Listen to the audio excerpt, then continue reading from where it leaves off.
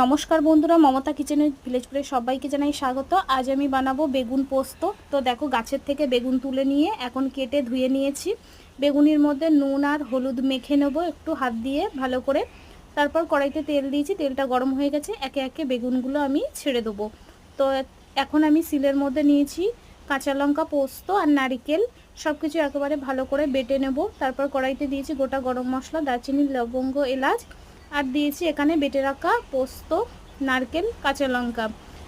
ভালো করে কষিয়ে নিয়েছি, নিয়ে দিয়ে দিয়েছি 1 চামচ গোলমরিচের গুঁড়ো, 1 চামচ জিরে গুঁড়ো, স্বাদ মতো লবণ, 1/2 চামচ চিনি আর 1/2 চামচ গরম মশলার গুঁড়ো। সব কিছু ভালো করে কষিয়ে শিল ধুয়ে জলটা দিয়ে দিয়েছি। দিয়ে আমি বেগুনগুলো ওপর থেকে দিয়ে আবারও একটু ভাজা মশলার গুঁড়ো দিয়ে নাড়িয়ে চাড়িয়ে ঢাকা দিয়েছি।